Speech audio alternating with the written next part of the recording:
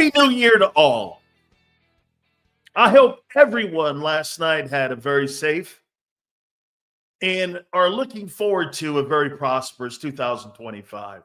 I mean, absolutely awesome 2024 for all of us here at JAKIB. And I hopefully hope all of you are also in the spirit of looking forward to 2025. We're going to do some New Year's resolutions with the Eagles. Also, at around 3:30, I posted over on my X account, okay? I have my votes. This is one of the votes for NFL Coach of the Year and for the NFL Player of the Year. If you go over and look, you can see the candidates.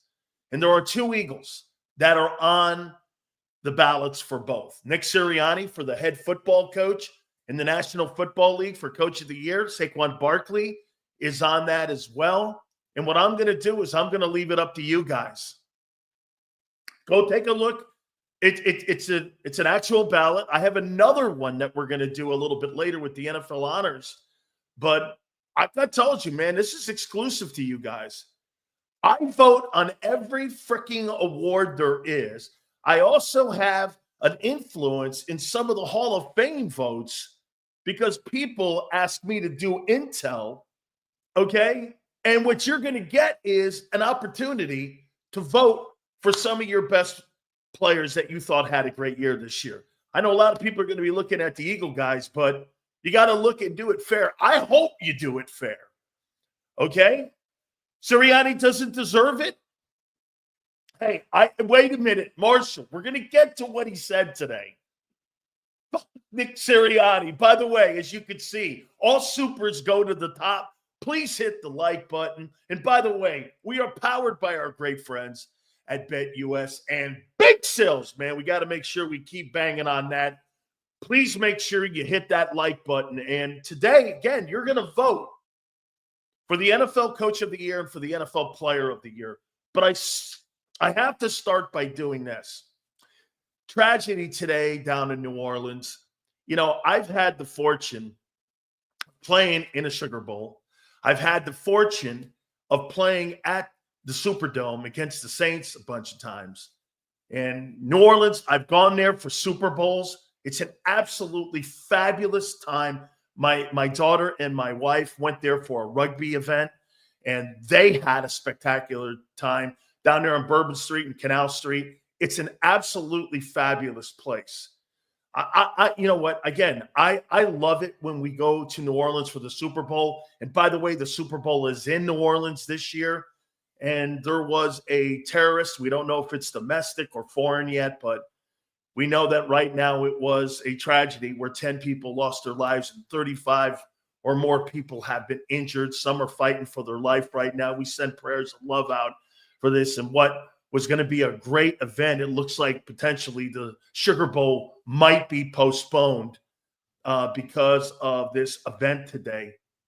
One of the college football playoff games are obviously at the Sugar Bowl. So, you know, we send our love there, man. I posted a great picture of my Sugar Bowl watch from 1986 when we played Tennessee down there. And it's really a great event. It's one of the best events that you can ever go to. I mean, we had a absolutely spectacular time down there drinking Hurricanes, having a fun time. I mean, it was really a great team bonding event.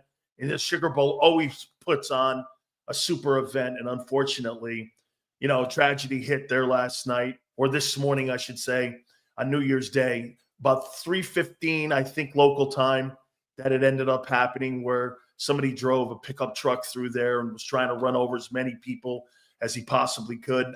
Absolutely ridiculous. So we send our love out. We don't want to start the show off with a downer, but got to show some love there for our friends over at the Sugar Bowl. We really absolutely love those guys. Dear friends of ours, as some of the friends are with the Rose Bowl and also the Fiesta Bowl. We're very close to those folks who run those events. Many of the events, obviously, would like the Holiday Bowl. I love bowl season. Okay, I don't like some of these new ones that they've popped up, but I love the traditional old school ones. The Holiday Bowl, too. We got great friends there that run that event. That's a super event as well. And we're rolling towards a national championship here. So, again, kudos and love out to the first responders who went out there and helped all the folks there down on Bourbon Street. So, hit the like button, guys. We appreciate you guys. Now to Nick Sirianni today. And what do you guys make of ownership coming in and parachuting in? Oh, by the way, we are going 2 to 4 today, Eastern time. So get your takes in, get your likes in, get your super chats in. Xander's going to join us at around 3:15, somewhere in there. And he and I and you will pick the NFL Coach of the Year, at least use our ballot, and Player of the Year. We'll do that at around 3:30, though. What do you make of Howie Roseman and Jeffrey Lurie parachuting in and saying that they're going to rest players, which means Barkley's not going for the record? Let me give you my initial takeaway first before I hear you guys. You know, Xander said something prior to going on the air. He goes, I'm conflicted. I am too, because I get it. Okay? I posted something with Dan Campbell and with Bill Belichick and Jim Harbaugh talked about resting players. This is not like college football. You don't have a 100-man roster where you could just rest guys and put other players in and sit certain players. That's not how the NFL's rosters work. There's a reason they set it up like that. Parity. Okay? There's a reason for this. How do you look at one player and go like this? Hey, Jordan Milano, I think you're more valuable than Landon Dickerson. And Landon, you're going to play and he's not. Or you're going to be in a backup role. Or Devontae, you're going to play and AJ's not going to play. How do you determine that? How do you have those private conversations? And again, I get it. You can't, there's only 6 people that you can actually sit. Okay? There's only 6 people. So, I mean, this is not an easy decision where you could just sit through. What are you going to do? What are you going to do? Dress 25 guys? You can't dress 25 guys. That's not how this works. So, there's the part of me that understands this. Okay? I wrote this down here. And I put a poll question up. These, to me, are the 4 most significant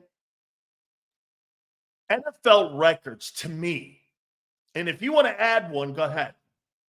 I wrote the single-season rushing record, 2105, 1984. Okay, I think what Eric Dickerson did in 16 ball games is insane. The receiving record set by Calvin Johnson, Megatron, 2012, 1964. Favre's consecutive games played streak, 321, counting the postseason, from 92 to 2010.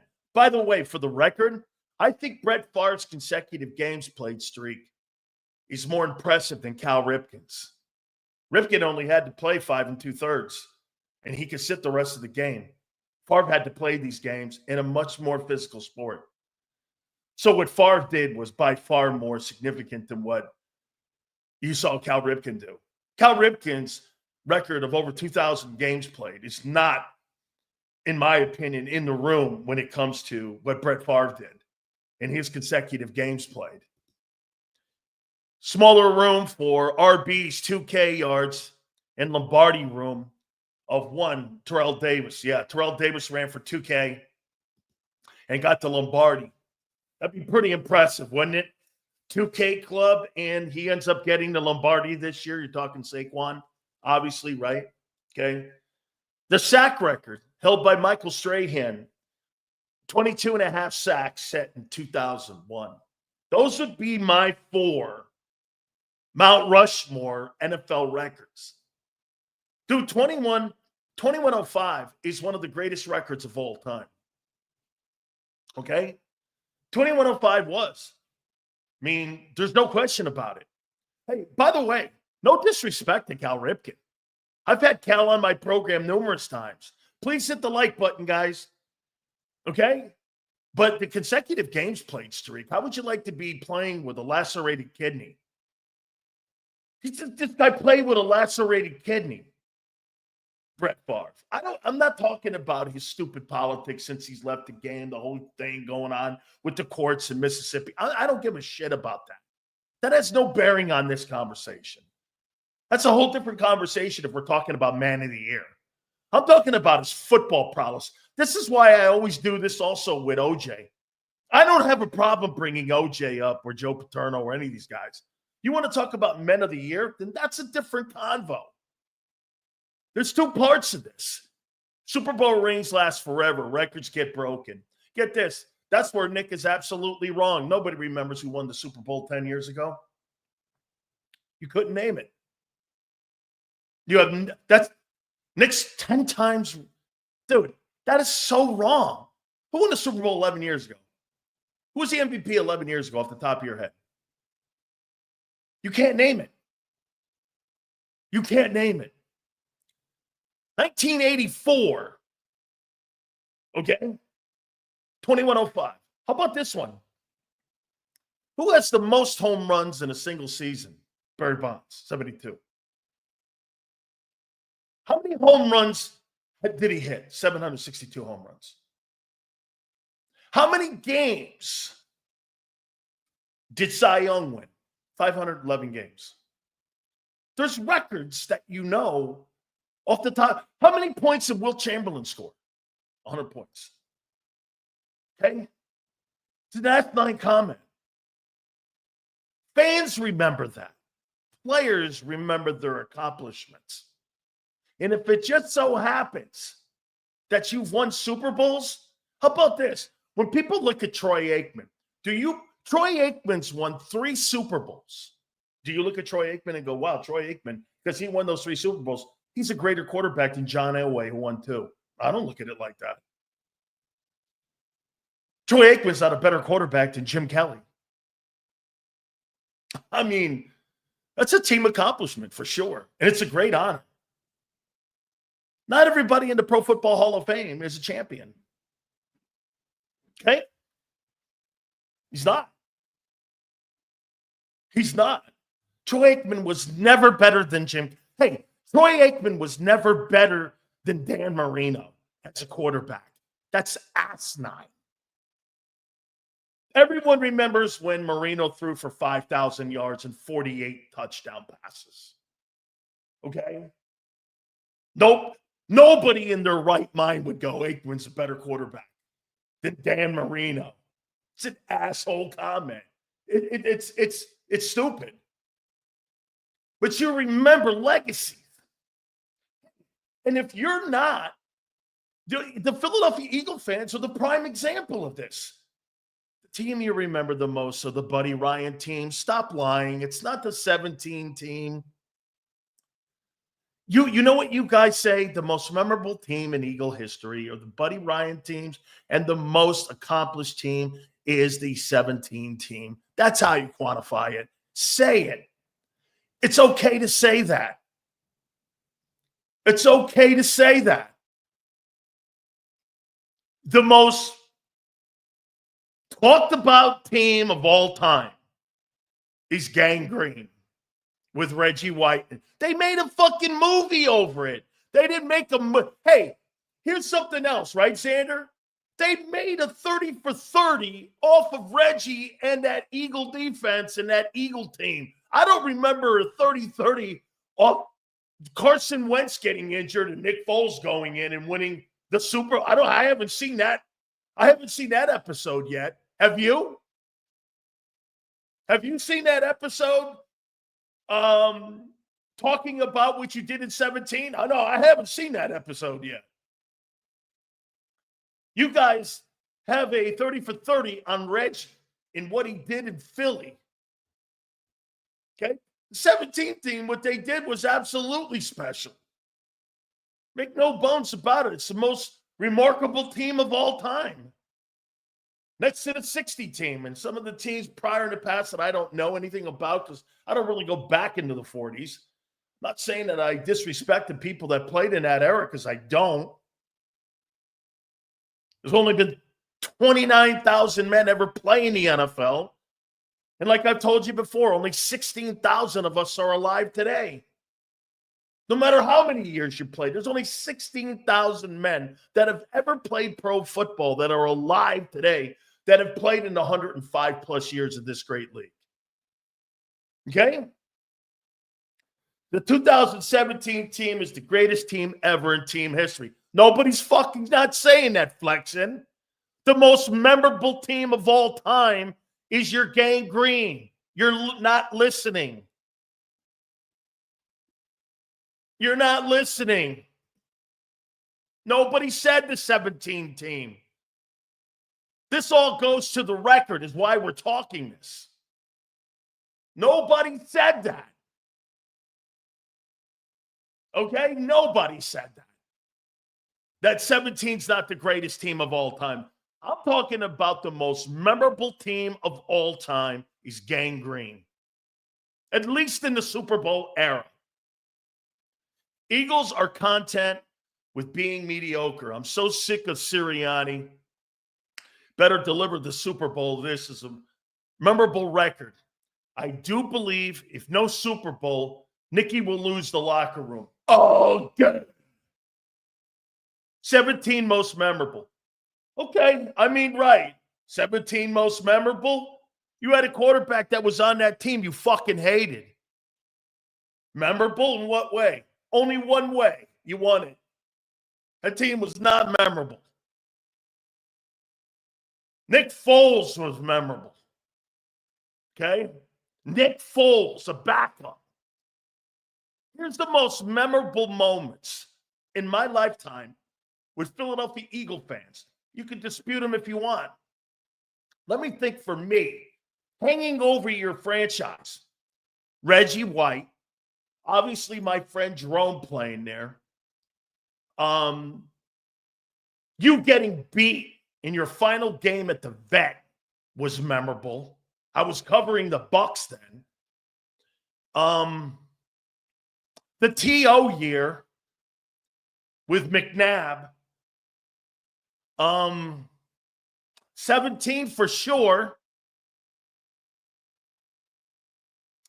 Deshaun Jackson, that moment. The Pisarcik game in the Meadowlands. And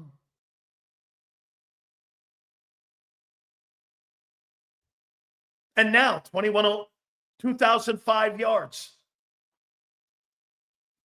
Okay?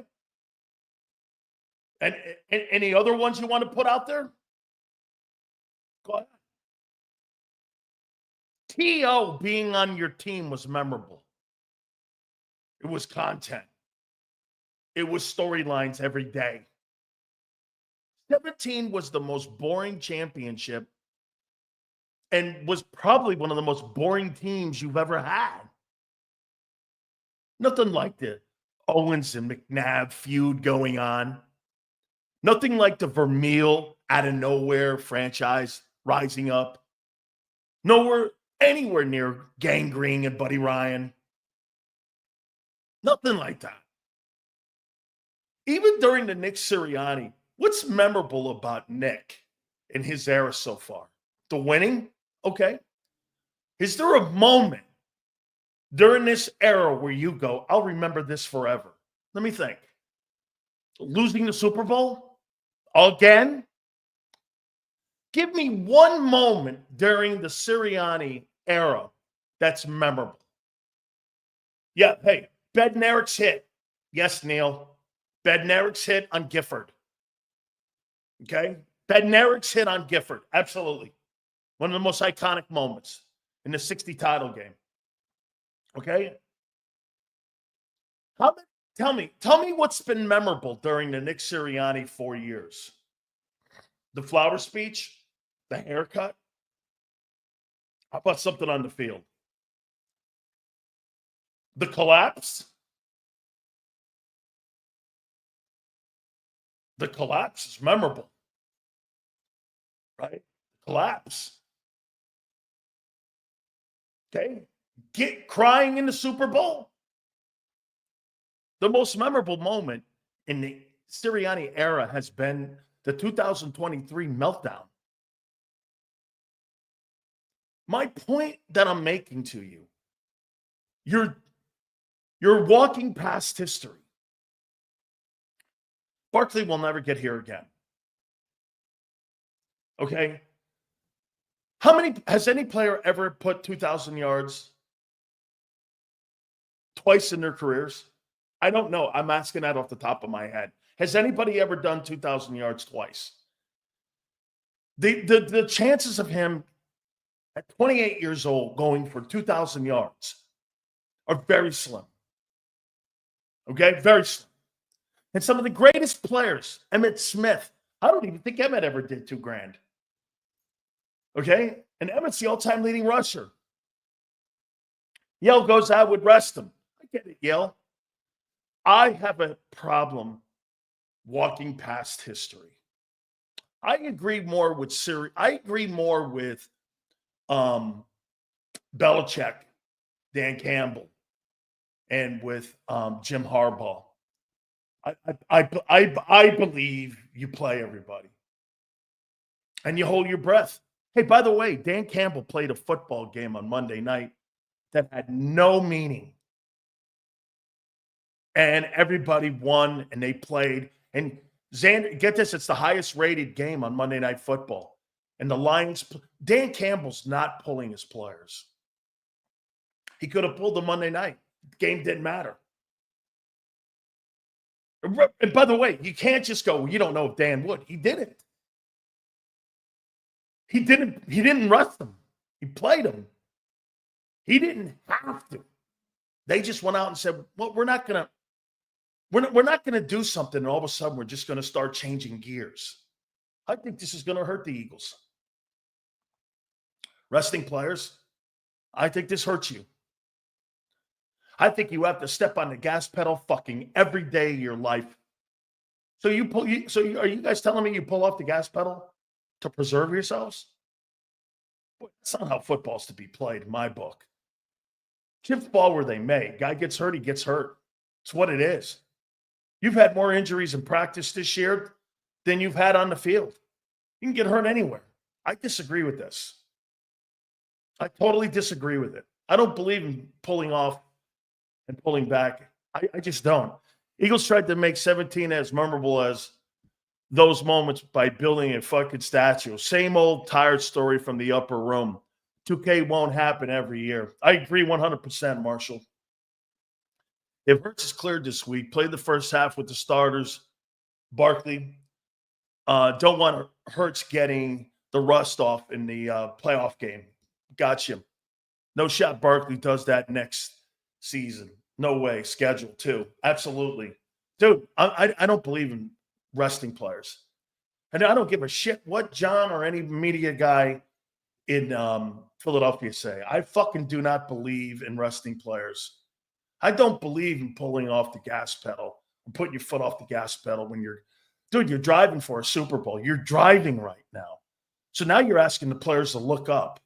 Hey, okay, take the week off. I don't know. Really? Let's see how that plays out. By the way, two things now will become prominent in the conversation if you don't win a Super Bowl. You let off the gas pedal in the final week of the season in your passing game. You've added another.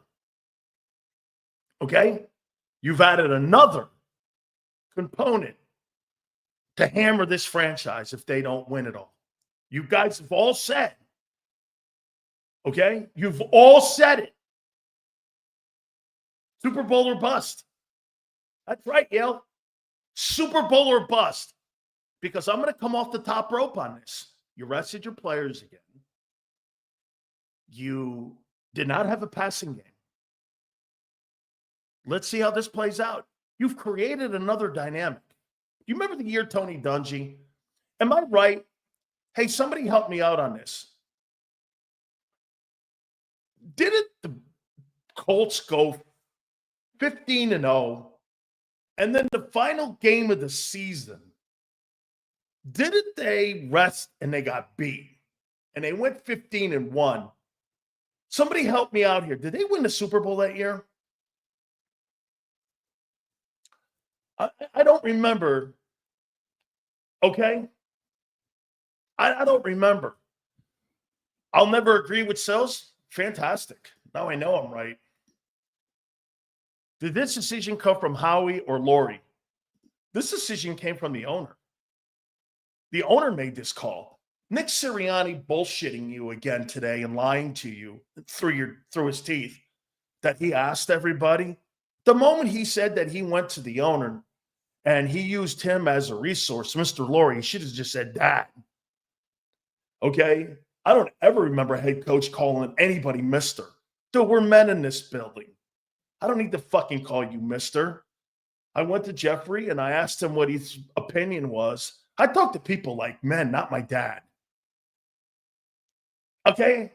Hey, I got great respect for the guys who own this thing that I'm on right now. I don't fucking call them Mr. Joe Kraus.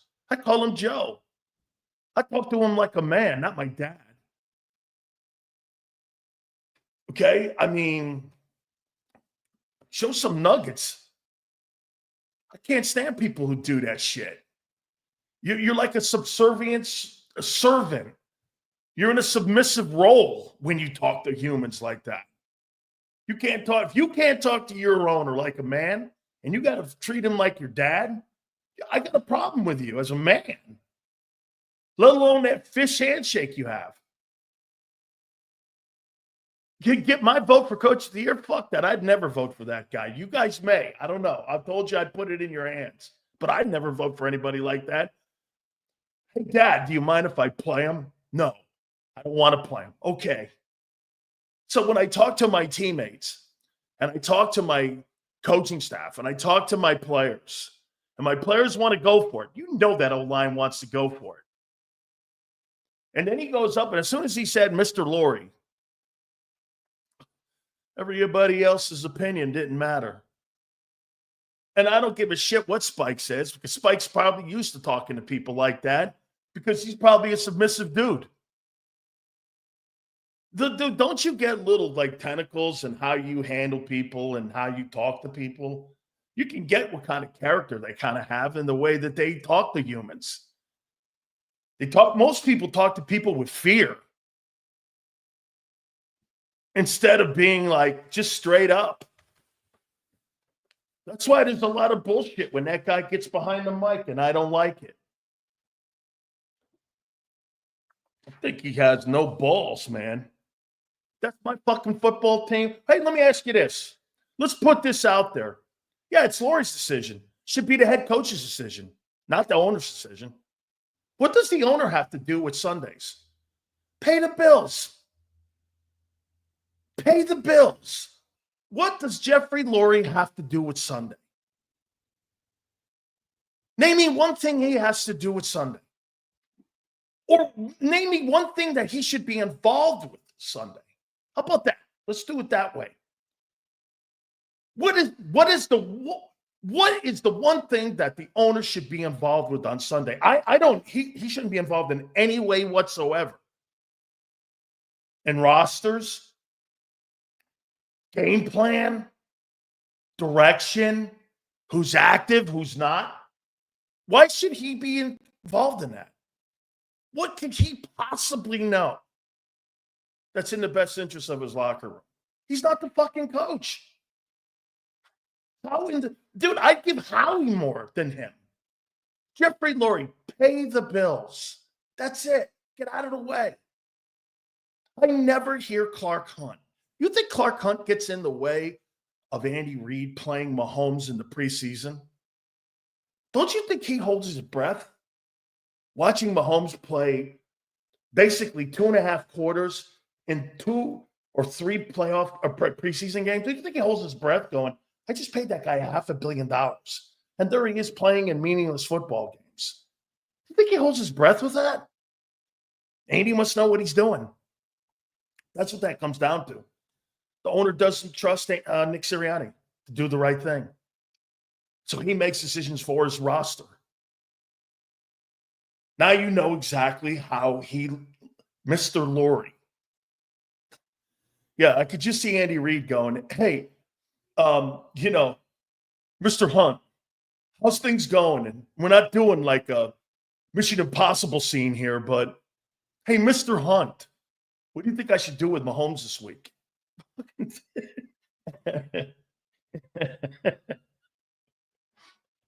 Okay. Can you imagine Buddy going up there to Norman Brayman? Hey, Norman, what do you think I should do? Yeah.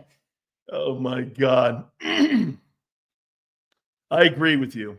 But it's different now because 2C doesn't get a bye anymore. I get it. 17 weeks straight of football, especially because we are a running defensive football team. You know, hey, Riding the Bench podcast, I'm not suggesting that this is not over the top. My problem was how you got to this answer. If get this, guys. If Nick Sirianni came out and said, this is my decision, we're not doing it, and I believed it, I'd be like, okay, the coach says we're not doing it. But when you got to ask everybody from his mother to the parking attendant, and then you go to your dad and you fucking ask if it's okay if I can play him or not, and he tells you no, and he thinks he knows what's best for you. How does Jeffrey Lurie know what's best for the football team? Nick says he said that he did what was right for the football team. No, he didn't. He did what the owner told him to do, what's right for the football team. Get it straight. That's not a Nick Sirianni decision. You know how you know that? When you go to your owner and you ask your owner his opinion, you're not going to go against your owner. Can you see Nick doing this? Hey, listen, Nick, I don't believe we should play him this week. I think we should rest everybody, all the hard work that we've done. I don't think you should. Hey, fuck you. I'm going to play him anyway. Oh, okay. He kept his job because he was the opposite of after last year's collapse, because he went along to get along. You guys even told me that. Okay? You guys even told me that. He kept his gig because go along, get along, new coordinators or you're out, right? Okay. So when this decision was made today, it was more about how they got to it, more than whether or not it's right. Don't you guys see that? This is more about how he got there than it is anything about whether it's right or not. You guys, I mean, I can't believe how much you guys get bullshitted, and there's still half the room and half the people that watch this show still think that guy's got some say in his team. It's absurd. This is the problem you have. What does Belichick say? There's too many cooks in the kitchen. That's what the problem is with the Eagles. They do so many things right, but you have too many cooks in the kitchen. And how you know that? This is the same shit that Mike McCoy did when Nick Sirianni was on that fucking coaching staff in San Diego, and he was the wide receiver coach with Frank. You know what Mike used to say? Yeah, we get a lot of opinions on how to put a game plan together. I used to go to Mike McCoy, and they're all in it together. Okay? They're all in it. Doug Peterson. This is how they do it. This is Doug's problem. You want to know what problem that Doug has? Doug's got too many cooks in the kitchen fucking too, man. Giving them all these opinions on what should happen. The only difference is that Doug's going to put his foot down, and he's going to go with his decision instead of the owner. That's the difference between Doug and him. And Doug's problem is his arrogance and his staff. And you can't really fault him. Press Taylor sucks. Okay? Press Taylor sucks as much as Clyde Christensen sucked for Tony Dungy. Tony didn't want to fire him in Tampa. The Glazers said, you need to know a new offensive coordinator. Tony went, no, they fired him. Okay? So you can be loyal to a fault. That's what Doug's problem is. Doug Peterson's problem is he's loyal to a fault. Whereas Andy Reid puts these insane stats together. This guy had John Harbaugh, Sean McDermott, and he had, who else was on that thing? And he had Steve Spagnuolo on his coaching staff in Philly in the early years when he first got the gig. That guy knows what he's doing and putting a staff together. The key to Andy Reid's success is his coaching staff and the people around him that he gets he doesn't get intel from his owner.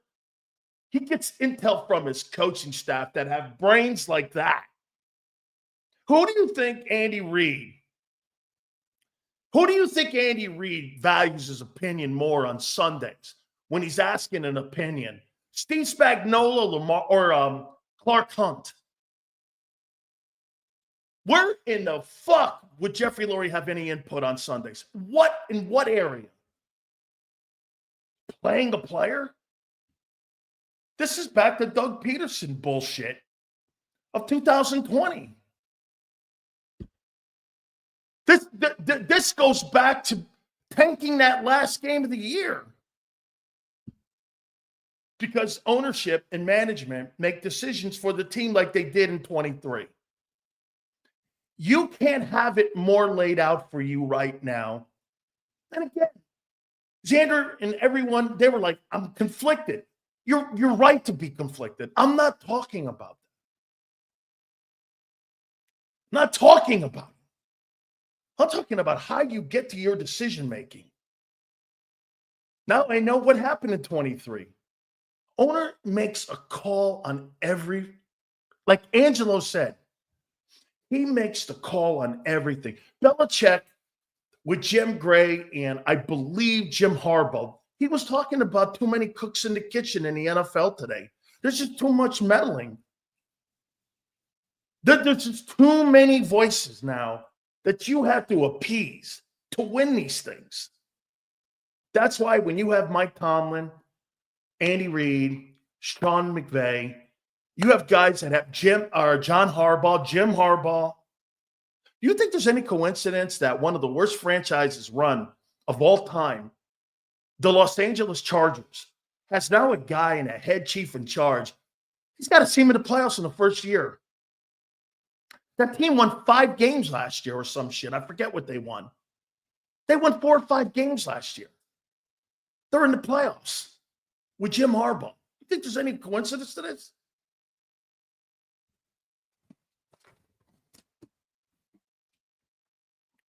I went to my owner. Okay? Right? That's right, man. Too many roosters in the fucking henhouse. Hit the like button, please, guys. Like I said, 3:30, we're going to vote for the NFL Coach of the Year. We're going to use our ballot, I should say, for Player and Coach of the Year. You guys are going to make that call. By the way, I'll quickly give you the candidates right now, okay? If you go over to my X account, you can see it. And you can see what I posted there, too. So we're going to do that at around 3:30. And I'm already getting text messages from everybody. This is called the Greasley Neely Award.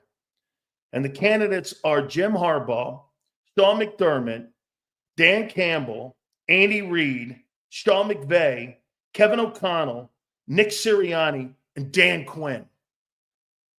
That is for and here's the Player of the Years. Here is the Player of the Year awards. Right here, Burt Bell. This is the one that Dvorsky won, my uncle won. It's a pseudo MVP award. So we'll do this at 3:30. And here are the candidates. Derrick Henry, Lamar Jackson, Josh Allen, Joe Burrow, Jared Goff, Patrick Mahomes, Sam Darnold, and Saquon Barkley. I told you I had MVP votes. This is one of the 2 that I have that are pretty significant. The Maxwell Awards are considered significant. And your vote is going to matter at 3:30. Okay? It may be different than mine. I'll be honest with you. This is why it's exclusive to you guys. I only do it. When I do the Heisman, okay? That's the only award I didn't do this year.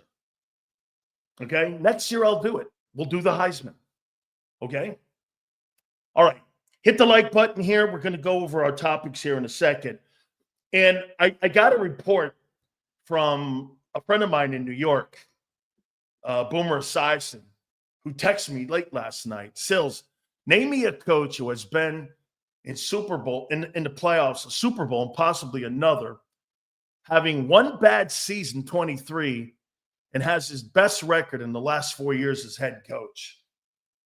No, I get it. Then why at the beginning of the year was he fighting for his job if he's so great? And let me ask you this too, Philly. When Jeffrey Lurie has to make a decision this offseason, who will he address first? Sirianni, or will he address Howie Roseman? Howie Roseman's contract runs out at the end of 25. Are you going to let Howie roll into the final season, 2025, and lame duck general manager? Or are you going to address it in the offseason after the Super Bowl you're hoping? When do you address it? Do you address it this offseason? Or does Howie decide to do this? Hold on, Yale. You guys know who Theo Epstein is? How many people in here know who Theo Epstein is? Do you know who Theo is? And by the way, the secret to Howie's success is not Howie. It is the owner. It's not Roseman. Roseman's given latitude to do one thing that no other GM gets. Okay? You guys know who Theo Epstein was. Okay. So Theo Epstein, for some of you that don't know, became the general manager. And I know Theo well because he was an assistant at one time back in the day with the Padres. And he worked with Larry Lucchino. I'm not sure you guys know who that is. But Larry Lucchino, God rest his soul before he passed away, he's a dear friend of mine. Howard hired Theo Epstein as an assistant. Theo learned his ropes with Larry Lucchino and really learned a lot. Then became the general manager of the Red Sox. Curse of the Babe. So he gets the job in Boston. What does he do? He delivers the unthinkable, a World Series title. Changes the landscape of the franchise forever. Everybody thought that, oh my God, he's going to retire the general manager of the Red Sox. The man who ended the curse of the Babe. What does he do then? Yeah, I think I'll end another curse. He becomes general manager. Can you guys tell me? Where does he become the general manager of next? What does he do next? This guy's going to the Hall of Fame. I mean, the things that he has done. I mean, I love Dave Dombrowski, but the things Theo Epstein did were iconic. Guess where Theo Epstein went next? Kyle's right. Wrigley Field and the Cubs. Hadn't won a World Series since you brought your horse to the Wrigley Field, and they drank water out of a trough. What does he do? He brings a World Series to Chicago. People crying in the streets of Chicago like you were crying on Broad Street when that Super Bowl hit in 17/18. Iconic things he did. Ending the curse of the Babe and bringing the Chicago Cub fans something generations had never seen. You remember GMs like that. Okay? Theo Epstein will be remembered forever. Dave Dombrowski has won just as many World Series. Dave won one up in Boston and in Miami. I don't look at Dave Dombrowski like I do Theo Epstein. 5 out of 8 coaches of the year are NFC. Any reason? Tremendous jobs that they did with lesser quarterbacks. That's why. My point is with Howie. How do you know Howie doesn't want to go and do that with the Jets? Someplace he's always aspired to be the GM, to be the general manager of the man who brought a world championship back to New York and brought the second title since Namath. What else does he have to accomplish in Philadelphia? He could probably write a blank check. Now, here's the problem. Don't get ahead of yourself. Because the owner in Philly does do one thing that the owner in New York can't do. Reason. Woody Johnson can't be reasoned with. Jeffrey Lurie does reason with his GMs, Joe Banner, okay? Howie. Dude, look what he did, too. Look what Jeffrey did. That was pretty smart. He didn't fire him. He knew he was talented. But he didn't want to fire him. That's pretty amazing. Most people want to cut loose, and you're out and you're roadkill. He didn't fire him. You know what he did? He put him on the layaway program. He said this. He goes, let me put that guy over here. Because you know what? I know he's talented. Maybe he just needs to see the game and see how someone else does it. Remember what he did too? He went with that guy, Presser, on some sort of like excursion, the former general manager of the Spurs who built those Spurs teams. Saw how he managed the Spurs. He saw how the Spurs went with the international players, Manu Ginobili, Tony Parker, Tim Duncan. They started recruiting, European players. They started doing things in their development department that no other teams in the NBA were doing. Sam Presser helped him understand how to run and look at talent. Why wouldn't Howie want to do this again somewhere else that needs him? How about the Bears? Do you think the Bears need a GM who would be starving for a guy like that? Now, again, here is the secret to Howie Roseman. The owner will give you money up front.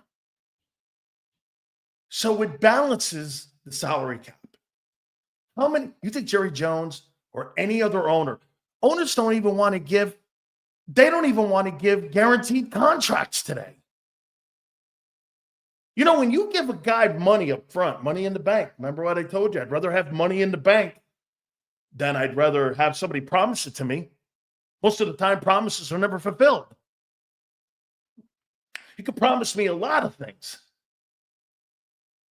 But, dude, seriously, if I had $1 for every promise that was made to me financially, you wouldn't see me here today. Why wouldn't he do this? But by the way, am I sitting here saying he doesn't want to stay? No. Howie's not dumb. This owner gives me the latitude. Can you imagine Howie walking into Woody Johnson's office, the owner of the Jets, and saying this? You want to build this the right way? You've got to let me work these contracts. The key to Howie's the contracts. Okay? And you have to let him have latitude in his players. I'll tell you what, the one thing that he has done well since he's come out of the broom closet. He's had patience with his draft picks instead of knee-jerk. It's a fine line to figure out whether or not a player. And what he did was he married up coaching today and this year with his players. He married it up right. A year ago, he did it. That's hit or miss. You got to remember something. Assistant coaches are what makes you. We all know who's up next at GM. Absolutely, it's Julian. He knows this. Lurie's analytical son. He absolutely knows this. Marshall, he's going to be the managing general operator of the Philadelphia Eagles in about 7 years. So he's got time. Might be sooner, but Jeffrey Lurie doesn't look like he's leaving anytime soon. The problem that you have with Jeffrey Lurie, once again, it was on display today. What does he have to do with anything on Sundays? Nothing. He has no right to make any field decision. Oh, he has a right. He owns it. But he shouldn't be involved. He should be smarter. You know, sometimes the greatest owners and the greatest general managers are the people who don't do. If I'm going to hire somebody and I put that guy in a position of leadership and decision making. And then I go around him and I subversive and I counter everything he does. Why don't you just do his job? Because I think that's what they do. They coach the team from the owner's box. And that's the problems you get.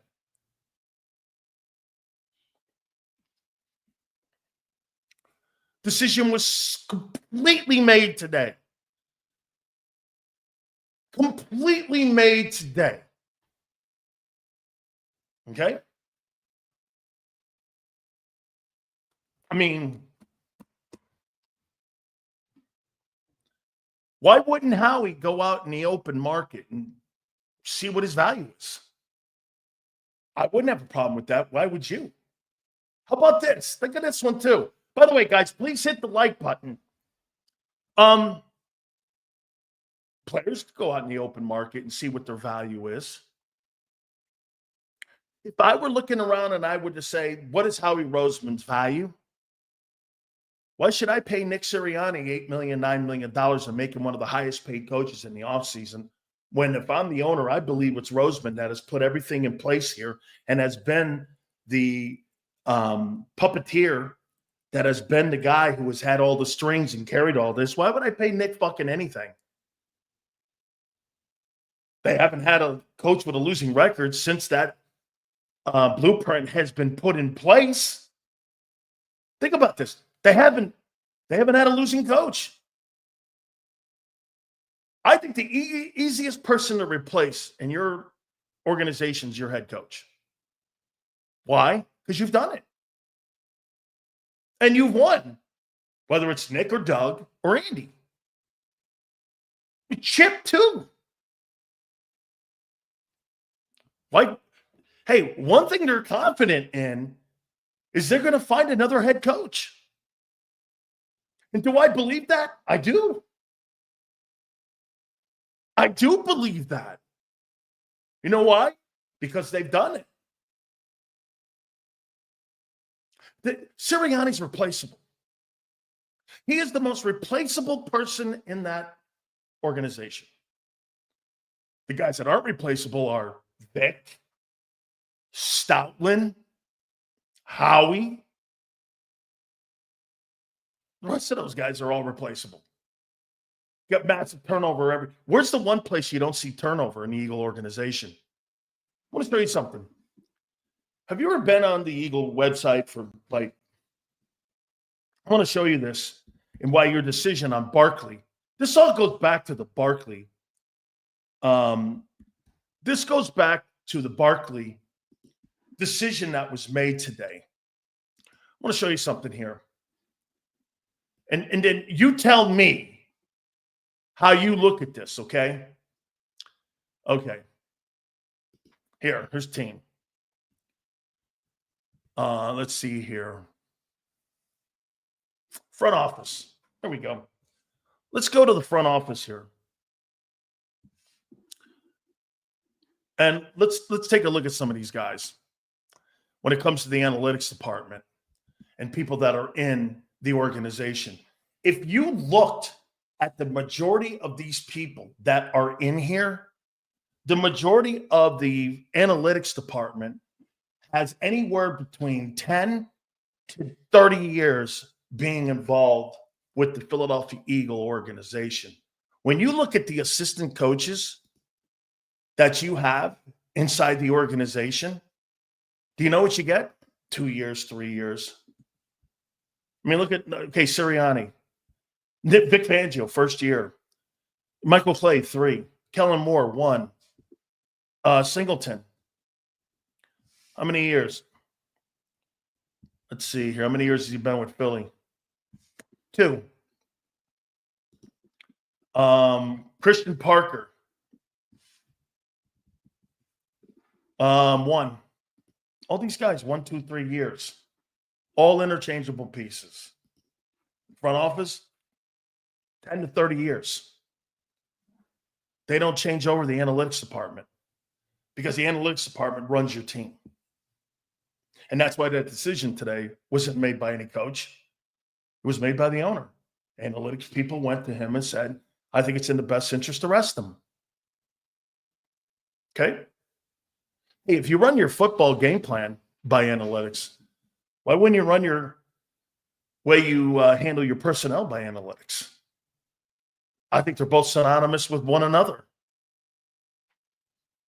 Hey, and by the way, Sills, they've won 13 ball games this year. I get it. I get it. They've had winning coaches. Dude, I'm going to say one last thing about your organization. You are a winning organization. You're just not a championship organization. Why? Why aren't you a championship organization? Kansas City's a championship organization. Okay? The Rams are.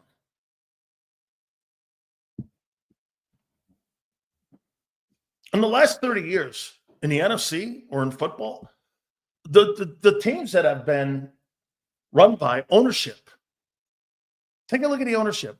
Bob Kraft never got in the way, only when he needed to.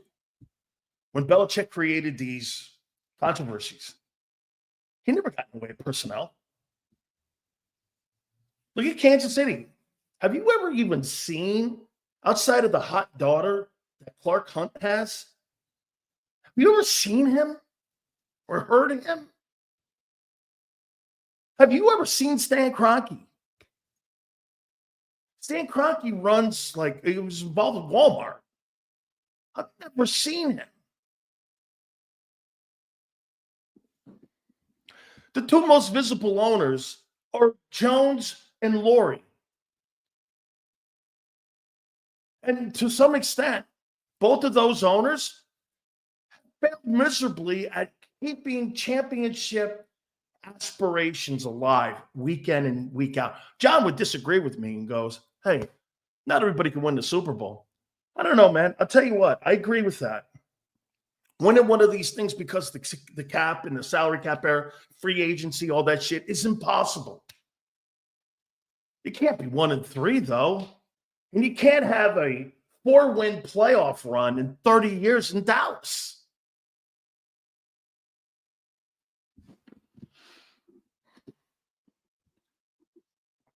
I would have liked to have seen the record, but if we went out and got hurt before doing it and missed the playoffs, then what? We don't want to make it to the Super Bowl? Wouldn't have been worth it. Who fucking thinks like that?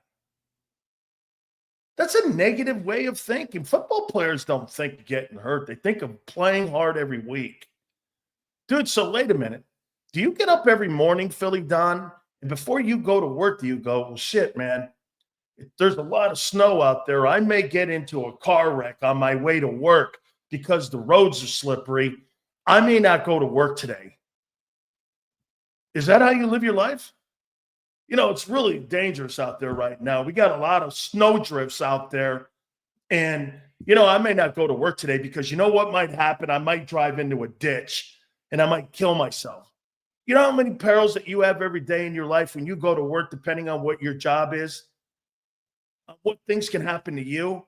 Why should that change for a fucking football player? Well, if these guys end up getting hurt, well, shit, what if you're, like I said, what if you're driving down in New Orleans and some psycho comes up? You don't know what happened. I wouldn't live my life like this. Especially when you're striving for greatness and it's in front of you and it's right there, the brass ring is right there. So look at this. Leon goes, football's entertainment. I never looked at football as entertainment. I looked at it as something I love more than anything in my life. I'll tell you something, Leon. You know what football means to players who sacrifice their body and sacrifice their families and their soul and things around them and all kinds of things? It's a way of life. It's not just showing up on Sundays, kissing cheerleaders and cashing paychecks. It's a way of life. Brady cast his entire family in to go 7-9. Was it worth it? Yeah. Some of you go, what? Hey, when you're older, you know you did stupid shit. At that time, cash anything in. Dude, the greatest divorce you'll ever have in your life if you get to the NFL is saying goodbye. Your heart and your mind don't fade. Your body does. Your body does. If you're going to be great at something, you got to love it. You just can't do it. You just can't do it. You got to love it. And so when you're asking the players, who would you rather be coached by, Dan Campbell or Nick Sirianni, the way that all went down? I want to show you something here. I'm going to make a direct. Okay. I want to play something here for you. And I want you to hear something. Okay, I want you to hear this. And I want you to hear these coaches talking and then compare it to what you basically heard today with Sirianni talking. Here's Dan Campbell. Look, you can only sit 6 guys. So who are all those 6? Well, all right, who are the 6? And then the other guys that don't, was it fair to them that we're not using everything we've got? We flew out here, we prepared this way, we came out to win, and that's ultimately what it came to. And yeah, you do. You cross your fingers, nobody gets hurt. I mean, it's tough. You know, that's the thing that doesn't resonate right now is Jim, Harbaugh. Play the backups. You know, like that what are we going to do? Dress 25 guys? You know, for the game. So Jim, that's what some people I think have a hard time with is, well, don't play your starters. Yeah, I mean, you can only have 7 inactive guys. Who are they? And it's tough to go to your team and say, well, we're not going to play you guys over here, but the rest of you get out there. We don't really care about you. You know, if you get it, it doesn't matter. But these 6 or 7 guys work. Look, you can only sit 6 guys. So who are all those 6?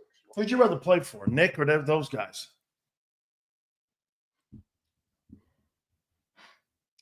Campbell still has something to play for. He did Monday night. This is not true. This is not true. They still had something to no. This is not true. He had nothing to play for Monday night. He had nothing to play for Monday night. If he lost or won, it had no bearing on what Sunday's important. Can you imagine this? Think about what Nick Campbell or Dan Campbell did this week. Think about what he did. Okay? Think about what he did. He played a meaningless game before an important game that determined home field advantage in the NFL NFC conference. You guys are going to sit people to be ready for the playoffs. So Dan Campbell could have lost players to determine home field and the playoffs. It was a double-edged sword there. Half the Lions defense is on IR. Not the best choices.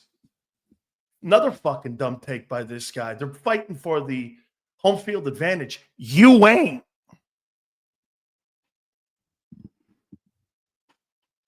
Half the defense is on IR, and they're still fighting for the home field advantage. You're not.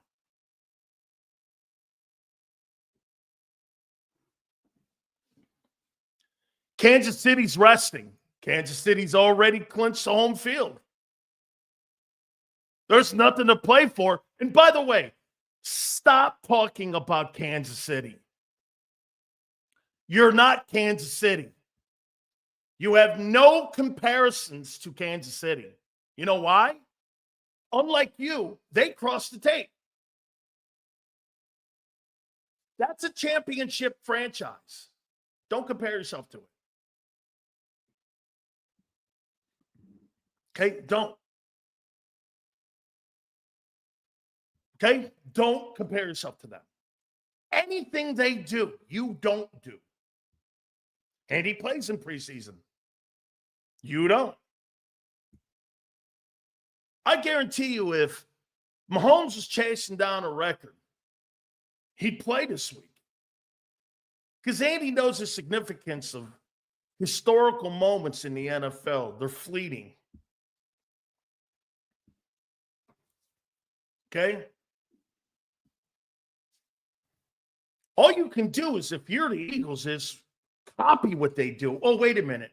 Excuse me, I forgot. Andy already set the blueprint to all the things you do in Philly. That was his blueprint, not the owner's. All the things you do in Philly are not because of the owner. They're because of Andy. Let's get that straight.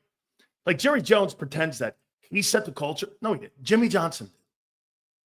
There's two owners, once again, that try to rewrite history. Andy Reid set all the things up in Philly, like Jimmy did in Dallas. I mean,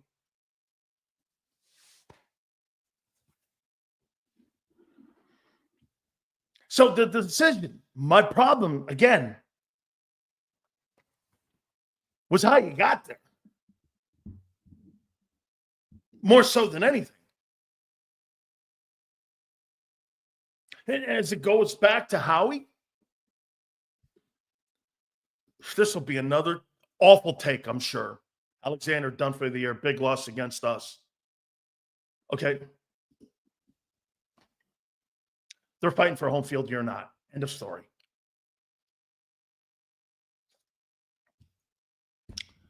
Okay, I'm sure, Nick, that I'm sure in 17, when you lost your MVP, everyone was saying the same thing about the Eagles.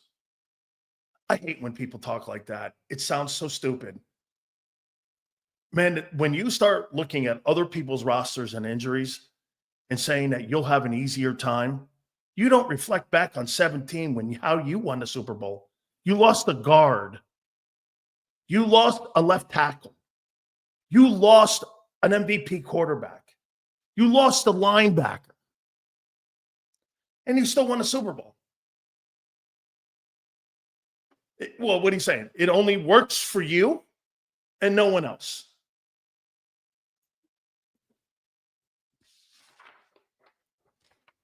And you are the quintessential example of what Nick just said being completely wrong. I mean, it's a quintessential wrong take. Was right there. You won it in 17 with exactly everything that Nick just said. Couldn't have been more wrong, right? You lost significant people in 17. Significant.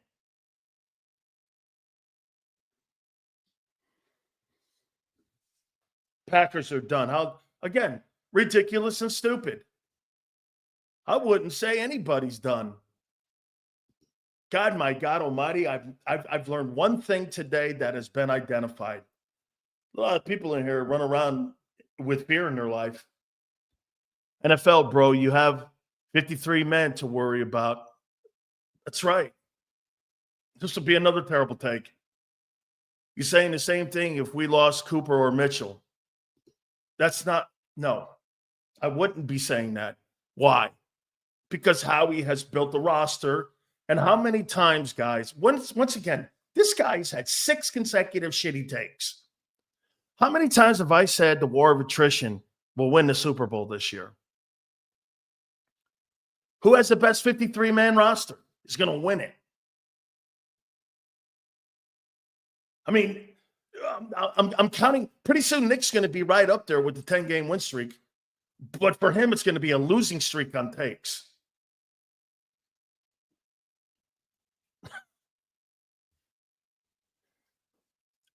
All I have to do is use your 17 team. This guy, Nick, is like over. This guy Nick is like a Bryce Harper NL Championship Series run here. This guy's like 0 for 6. Just like Bryce Harper.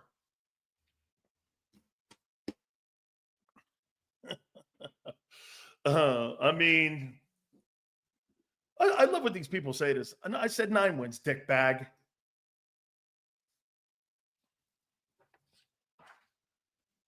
Try to get your takes right. If you're going to take a shot at me, at least be right. So, hey, here was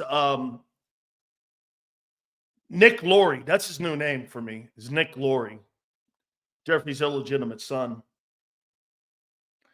He says, yeah, we're going to rest some players Sunday. Somebody followed up, believe it or not, had some nuggets to him. It was probably the ESP guy. Or one of the mouthpieces. Yeah, Barkley would be one of them. Okay. So we have such a selfish team. I just wish that existed in the front office. I believe your players they love one another. I totally believe it. You can't win that many games if you don't love one another. Nick Lurie went on. I just thought they were all bullshit takes today. They were just like terrible. I didn't believe a word he said.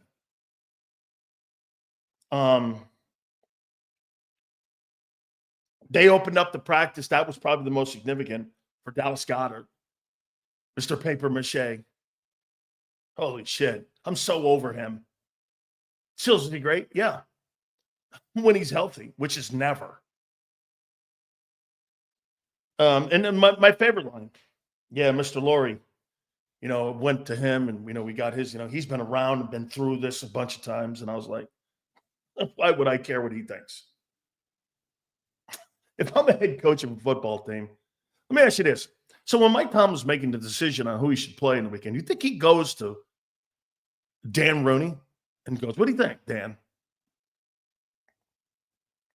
Now, I might think that might be okay because Dan has 6 rings. Here comes L take number 7. Don't get your pennies in a twist. Just stating facts. Stating facts? You're stating a fact that a guy's been injured, but it will have no bearing whatsoever on whether or not you win the Super Bowl or not if another team has a guy missing. You stated facts that a guy's injured? Who gives a fuck? Next guy up, let's go. Like you did in 17. L takes 7. Nick, keep him going, babe. Let's see if we can get to 10. L takes 7. Holy shit. You should see this guy over my Twitter page at Dan Sileo Show. This guy's got 6 months of L takes. I actually like him too. And I appreciate him being here. I have never seen him with a take that's good. Or any kind of common sense to it. I mean, by the way, like I said, I'll tell you one thing that Nick does do. He gives you the opposite side of what a fan looks at instead of what a reality is. Hey, Dan, you see the guy got hurt for the Packers? And it's up to the quarterback to win the Super Bowl. That's why most teams in the NFL don't have the roster that the Eagles have. You just don't have the quarterback that's in those other places. You don't have Jordan Love. Jordan Love is by far a better quarterback than Hurts. Green Bay's going to lean on their quarterback, not somebody. Oh, here will be L take 8. We both voted for. Again, here we are talking about shit we're not even in the same conversation about. L take 8. Hey, Nick, man, keep it going, baby. L take 8. Trump. How did Trump get into this? The next take will be even a low bar take by Nikki. This is fucking great. Hey, Nick, your next take will probably take the cake. Hey, Nick, I really like you. I don't want you to think I don't. Please, if you'd like to throw 2 more to get to 10, I could take all the shitty takes you have today. Yeah.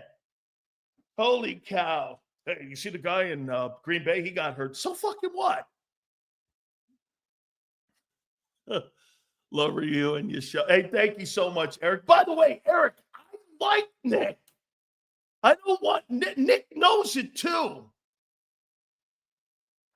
Nick knows it. He's always on my post. Dude, he goes over to my X account, and it's classic. Another shitty take by Sileo trying to start a forest fire. Yeah. Holy shit. And by the way, I got to say, I can't wait for Sunday's show with John McMullen. I'm going to kick his ass. Okay? Because you got to arrest him. You got to arrest him. Yeah. Everyone wants to arrest him. I'm like this. Hey, man. You play football, man. Hey, that's like telling me to be a gladiator and go like this. Hey, don't try so hard in the arena.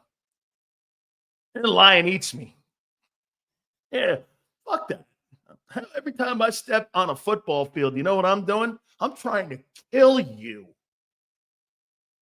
I want you to back up, rest yourself. And what?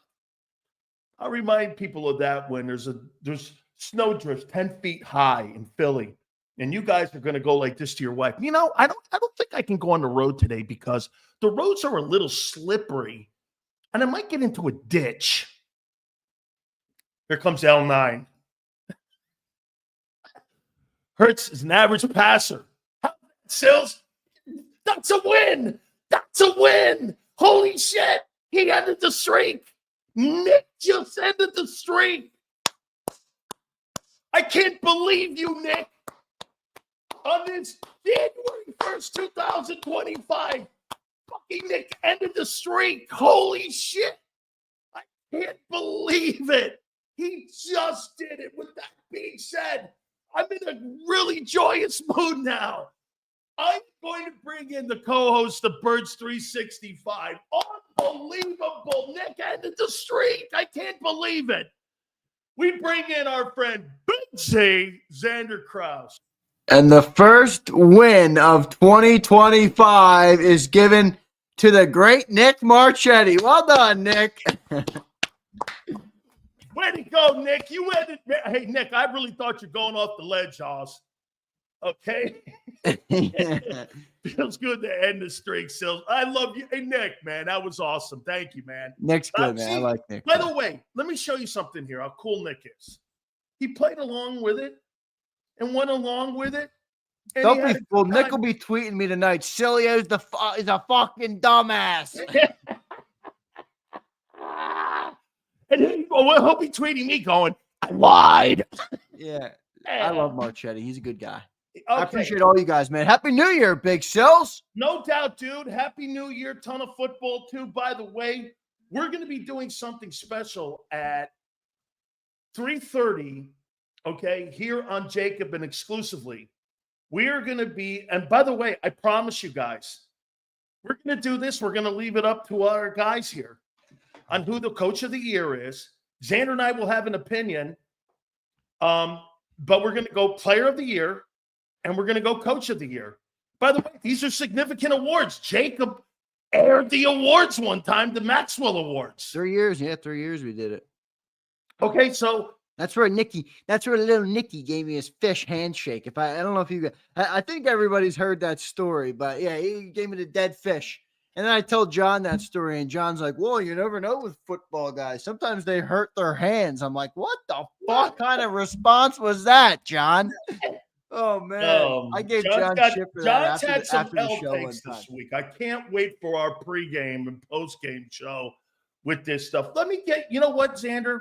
You started the show off with really what was the facts when you said, I'm conflicted on this thing and those guys sitting. Yeah. This week. Give me where you are, especially, did you agree with where I wasn't so much conflicted about the conversation because you could land on both sides. I just don't like how they got there. Dude, right, Jeffrey Lurie Jeffrey Lurie telling me what's best for my team is not what I'm looking for. I want to be able to look my players in the face and go, I made this call. He didn't make that call. Lurie made that call. Yeah, Even Howie didn't make that call. I agree with that, but that's Philly, man. I mean, look, that Jeffrey Lurie owns his team. He's gonna have an input. That's what he likes, and you're never gonna change that. But here's where I fall on it. The logical part of me, the logical side of my brain, which for me is 95% of how I make decisions. I try and be very logical, is the right move to sit him. All right. You haven't had a bye week since week 5. It's a vanity stat and a vanity metric. I'm not saying it doesn't matter. I'm not saying it's not something you want. I'm saying for a team game, for a team goal, for a city goal, we don't have parades on Broad Street for rushing records. So the logic in me says, yeah, get these guys healthy. You have Saquon can it's a built-in bye week, right? For a team that hasn't had a bye since week 5. So that part of me is, I can't knock them. The emotional, the fan part of me says, fuck, man, go and get that record. This is a record that we're going to talk about for years. This is something that can withstand the test of time. This is something that Eric Dickerson is saying on the air. He doesn't want Saquon to break it because he's pumped. He's got the record 40 years later. Like, it's that cool, but I do understand both sides of it. I really do. I'm torn on it, but I'm all right with this decision they made. I'm not gonna beat them up for it, right? I don't agree with it entirely because I don't think, as much as we love Super Bowls, as much as we want Super Bowls, you don't only play the game for Super Bowls. Like, you do, but you don't. Think about it. We have one Super Bowl in 55 years. You know, how many other memories do you guys all have about the Philadelphia Eagles? How many other players do you think about? How many other things that have happened? How many other records? How many other moments and stats and careers do you attribute and tie to the game, right? It's not the only thing that comes from the game. It's the ultimate goal. I agree with that. It's the ultimate goal, but it's not the only goal. It's not the only metric. It's not the only thing you can take. So I wanted to see him get it, man. I really did, but I get why they're going this route. What I will say, though, is if this team doesn't win a Super Bowl, Saquon Barkley's probably going to look back at this and be like, fuck, man, fuck. It's all right. It's the first day of the year, and I've dropped 5 F-bombs already, man. I got to rein it in. I went to church today. It's a holy day of obligation in the great Catholic faith, and I got out of church today, and I'm cursing. Forgive me, Lord. How about this? Okay. Everything you said is right. They made a movie on the Bills losing 4 Super Bowls. They made a movie on Reggie White. And by the way, the majority of the jerseys that I see in the stands at Lincoln Financial are Reggie White, Jerome Brown, Right. Randall Cunningham. Yeah. All those dudes. Those dudes don't have rings. And all I ever know is this. When you got a mark like that, and memorable. What's this? The most accomplished team in Eagle history is 2017. Nobody's disputing that. The most memorable team are the Buddy Ryan teams. Yeah. They're the most memorable And I wasn't even around for them, but I would agree with that. I mean, I've been. You even know about them, and you weren't around for them. I know because I know I'm new to being on content this in the last year, but I've built JAKIB in terms of I've done everything on the back end for years. I've read hundreds of thousands of Eagles fans' comments, hundreds of thousands on our channel. The most common, you're right, the most memorable team, the most team that people refer to the most is Gang Green, is Buddy Ryan, and is that era of football. And then I'd say probably close second would be like the Brian Dawkins squad with McNabb and those guys. Group. But yeah, no, I mean, look, I'm cool with it. I got no issue with them resting it. It sucks. Let me ask you this. If Dan Campbell rested his starters, would we crit? Like, is part of this just that we think Nick Sirianni is a bit of a P word? So like this gives us an easy ammo to be like, you're proving it. You're proving you really are it. You know? Hey, wait a minute. If you couldn't have a more different personality this week and 2 guys separating themselves in coaching styles than Dan Campbell and Nick Sirianni, this guy plays on Monday, a meaningless football game. That could have did this. He could have got golf injured on Monday for a game on Sunday that's going to determine home field. What did he do? We came here to win, man. We came here to play. And here's Nick. Well, let me go talk to my daddy, Mr. Lurie, and let me go up and talk to Mr. Lurie. Mr. Lurie, what are you thinking? What do you want to do here? Oh, you want to play him? Fuck you, I'm not. Okay, I'm gonna sit. Wait, what? You want to play? Okay, what do you think he did, Mr. Lurie? I was like, holy shit! Talk to somebody like a man. Don't talk to somebody like your dad. I hate men who do that are in their 40s. I'm with you. Dude, But, you know what? I mean, hey, listen, man. He's Talk to stroking your people check like every men. week. He's stroking the check every week. You know, he's the guy who owns the $10 billion Mr. team. Lurie. I don't know. Some of that is built in, but you're not wrong. I'll say I do not disagree with your big sales. Hey, I mean, you know, that's what really aggravated me. When I heard him go, Mr. Lurie, I'm like, you talk to this guy like you're your father? So the rumor is, though, Sills, is that, you know, you got that ballot for the Maxwell Coach of the Year. And I heard a little birdie came into my office today and told me that Big Sills was leaning Nick. No. Big Sills thinking of going for Nicky Sirianni. No. What I said I'm going to do, okay? What I said I'm going to do is if these people, and I'm going to leave it up to you on where, because me, I'm jaded. I'm never voting for that guy. However, if it comes out where you think people here that are here today have put, I'm going to click it and I'll post it on my Twitter and I'll tag JAKIB and I'll show my ballot right after the program on who we pick so that you'll know that I did it and that I didn't do something like Nick does on a Tuesday. He tells you one thing, and then on a Friday, he fucking tells you something else. Sorry, Aunt Betty. Hey, how you doing? Okay? So I'll be as transparent as that so you guys all know. So we'll do that. All right. Let's do this now. So let's do this now here. Here are the candidates. You want to do player of the year first, or do you want to do coach of the year? Let's go player.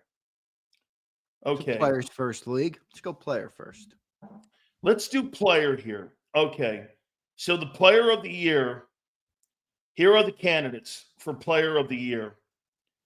Player of the year, Derrick Henry. There's three choices.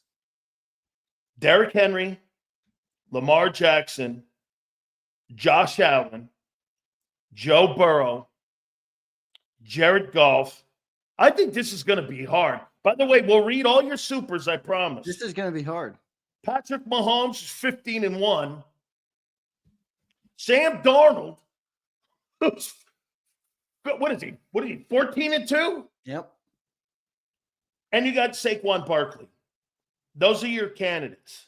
All right. So Sandra, how let me many get are there? There's piece. What, 6 listed? 1, 2, 3, 4, 5, 6, 7, 8. So Henry 8 listed, and we have to pick 3. Yep. And then you rank them 1, 2, and 3. 1, 2, and 3. And then only one guy gets the award. That's right. It's the Okay. Burt Bell Award. Ooh. Okay, here's the ballot. This is the ballot. By the way, Xander, you could probably show the ballot. It's on my Twitter page.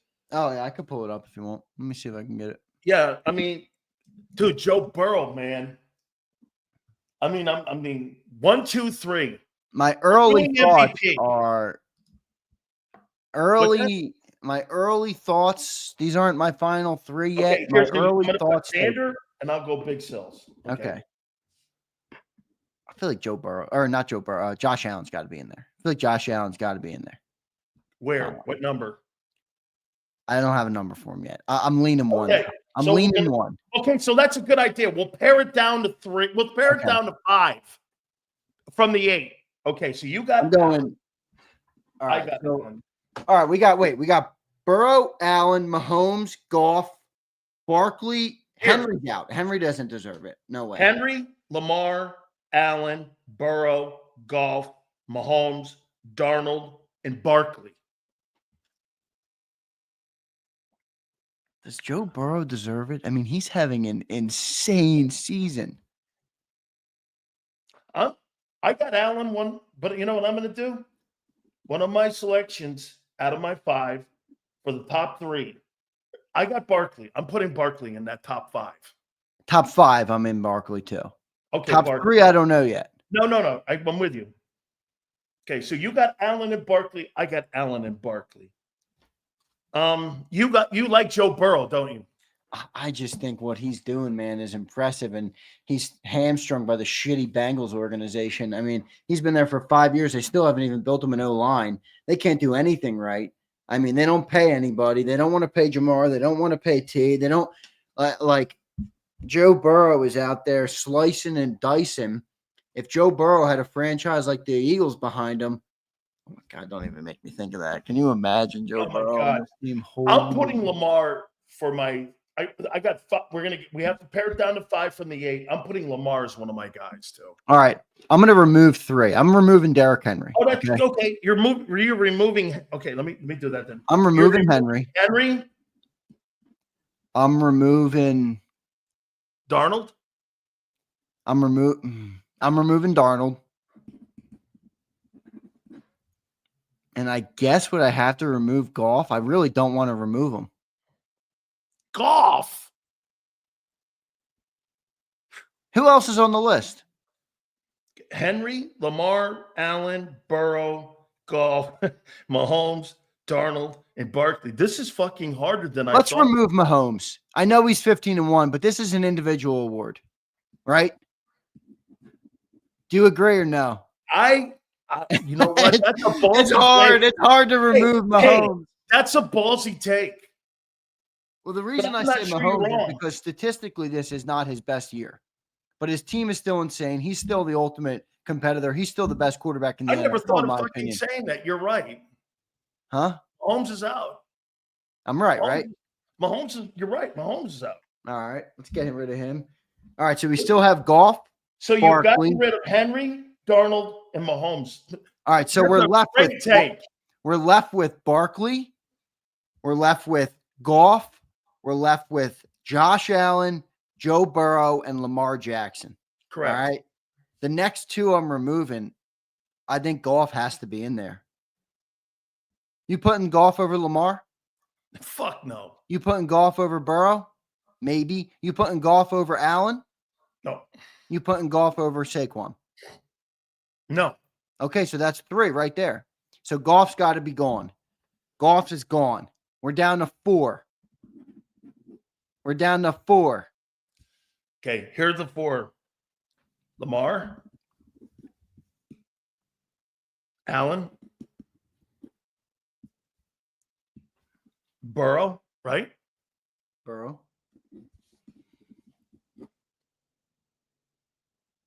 And Barkley. So we're down to Lamar, Allen, Burrow, and Barkley. Boy, this is tough. Every time I try and remove one in my head, I think of a reason to keep them. If I remove Saquon, because I think those 3 quarterbacks are all having such unreal years, then how can I devalue a season that's the 9th runner in NFL history to go over 2,000 yards and has led his team to a 13-3 record? I can't remove Saquon. But if you want me to remove Joe Burrow, the only time a quarterback has done what he's done, they won the MVP, and that was Tom Brady and Aaron Rodgers. So his numbers are historic. Josh Allen has led a practice squad group of players to 13-3 and continues to light the league on fire alone. I can't remove Josh Allen. You want me to remove who's the last one? Lamar Jackson, who has better numbers now than his MVP campaign. Both of them. He's got better numbers than the other 2 years he won the most valuable player award. This is tough. By the way, this is for the Burt Bell Award. This is my ballot for the Burt Bell Award. I'm going to rank them. What, the 4 players we just listed? I got to pick 3. You have to pick 3 too. Let me see where you're at with it. All right.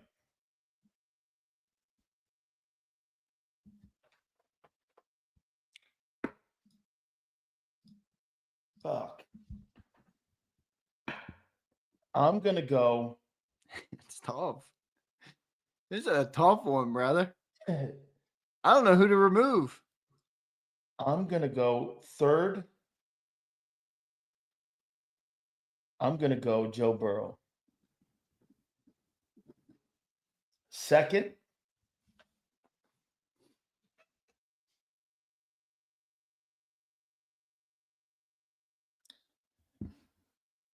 It's between Allen and Lamar. I'm with you. Saquon's my odd man out right now. Yeah. You know, I'm going to use a comment you made. He looked pedestrian versus Philly. He did. He just looked real looked, pedestrian. and Allen beat Mahomes, albeit in Buffalo. I don't care But he about was that. a one-man fucking show. They got one loss this year, man, and it was the Bills. I don't care where the fuck it was. They've won in every other stadium.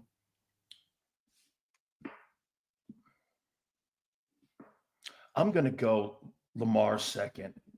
Yeah. I'm changing yours. I'm going to go Allen. So here's for the NFL MVP. Our ballot. I'm going Allen, Lamar, and Burrow. You know what, though, man? That third one there, man. Do you really want Burrow there over Barkley? Who's more valuable? Burrow number 2. This is an individual award. This guy is doing. Oh, let me hear yours. Let me hear yours. I got Allen, Burrow. Allen, Burrow, Lamar, Saquon, Goff. Those are my top 5. And we can only pick 3. So, but I already know my 3. Yeah, I gave you my 3. I think Allen, I know his stats aren't better than Burrow's or Lamar's, but there's something about what that guy does. No, it's carried the team himself. You're just like, what the? Yeah. What did they feed that kid when he was growing up? I mean, he's insane. Doesn't miss games. I mean, and he runs like a battering ram. I mean, he's a beast, man. So let's throw it over to the. I'm becoming Sileo. He's becoming my favorite NFL player. Yeah, no, he's just a sensational player. Hey guys, who do you like?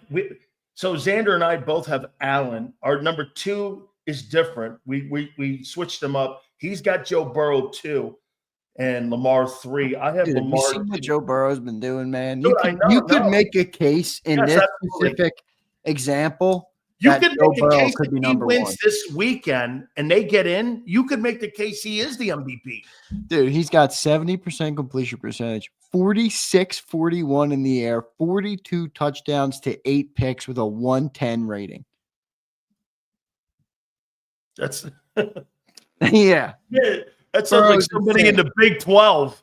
If Burrow, oh my gosh, if Burrow's insane. Yeah. That's why I put Burrow too. And you can what, make an argument. What do people think? Who do you guys want us to vote? I'll pull up a couple comments. Steven says Allen, Lamar, Burrow. That's good too. I like Lamar there. I'm cool with that. Allen, Lamar, Barkley for Mr. International. We had some good ones up here. I'll find a couple.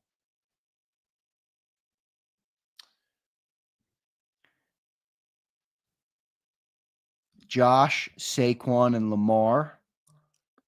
I'm giving the reason I put Saquon out is because I'm more impressed by the greatness of a quarterback than I am about the individual greatness of Barkley, because I think there are other parts that are helping. Well, you could say that about. If he would have got the record, would you have put him 1? Probably not. Let me ask you this. Do you think the Eagles are stopping him from winning the most valuable player award and all the awards this year by holding him out? No, I don't think he's winning the MVP. He's not the MVP. I don't think he's the MVP. I mean, think about it. The most valuable player, if you take that word and what that means, most valuable player. The Eagles are a collection of incredible talent. As great as Barkley has been, he's the MVP of the Eagles. He's not the MVP of the NFL. Josh Allen is the MVP of the NFL, I believe, because he's lifted a roster and has made them a perennial Super Bowl contender, a 13-3 team, the team that knocked off the Chiefs, and has done it with Mac Hollins and players that you're just like, what? Hey, let me ask you this, though. Who has stood out in a group of GOATs this year on his team? Barkley? I mean, then again, Jamar Chase is going for the Triple Crown this weekend. There's another guy that's having a great year, too. I mean, see, Akbar is making a good point. He wants golf in there, and Akbar is right. Like I said, I don't think he's top 5 here, Akbar, but or top 3.